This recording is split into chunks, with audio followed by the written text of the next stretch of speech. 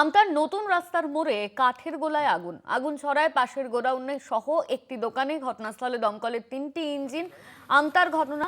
আমতা থানার পুলিশ কয়েক লক্ষ টাকার ক্ষতির আশঙ্কা করছে। দাউ দাউ করে জ্বলছে সেই আগুন, আপনারা দেখতে পাচ্ছেন। কালো ধোঁয়ায় ঢেকে গিয়েছে চারপাশ, আতঙ্ক ছড়িয়েছে এলাকায়। এই আগুনকে কেন্দ্র করে ঘটনাস্থলে পৌঁছেছে দমকলের 3টি ইঞ্জিন। আগুন নিয়ন্ত্রণে আনার কাজ চালানো হচ্ছে, সেই ছবি আপনারা দেখছেন। দমকল বাহিনী ইতিমধ্যেই পৌঁছেছে, কিন্তু বেশ কয়েকটি দোকানে সেখানে আগুন লেগে যায় এবং দাউ দাউ করে সেই আগুন জ্বলতে দেখা যাচ্ছে। আমতার নতুন রাস্তার মোড়ে কাঠের গোলায় এই আগুন লাগে এবং আগুন ছড়িয়ে পড়ে পাশের গোডাউন সহ একটি দোকানে। ঘটনাস্থলে ইতিমধ্যেই পৌঁছেছে দমকলের 3টি ইঞ্জিন। আমতা থানার পুলিশ যে আশঙ্কা করছে যে কয়েক লক্ষ টাকার ক্ষতি হতে পারে এই আগুন লাগার ঘটনায়, সেই ছবি আপনারা দেখতে পাচ্ছেন যে দমকল বাহিনী তারা আগুন নেভানোর কাজ চালাচ্ছেন।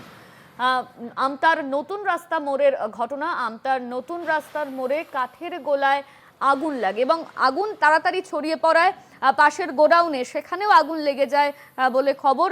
ইতিমধ্যেই দমকলের ইঞ্জিন এসে পৌঁছেছে, আগুন নিয়ন্ত্রণে আনার কাজ চালানো হচ্ছে। আমাদের সঙ্গে ফোন লাইনে রয়েছেন আমাদের প্রতিনিধি রূপমের থেকে বিস্তারিত জানবো। রূপম, কিভাবে এই আগুন লাগলো? এই মুহূর্তে কি আগুন নিয়ন্ত্রণে?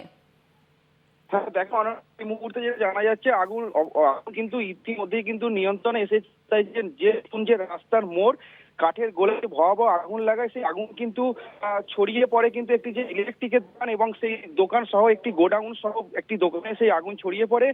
পাশাপাশি যে আগুনটা লাগে আনুমানিক পুলিশের ধারণা এবং যেটা সাধারণত যে ওখানকার কারণ 3:30 নাগাদই আগুন লাগে এবং হঠাৎ করে আগুন লাগার ফলেই কিন্তু যে কাঠের একটি গোলা ছিল সেই কাঠের গোলা থেকে আগুনটা সেট করে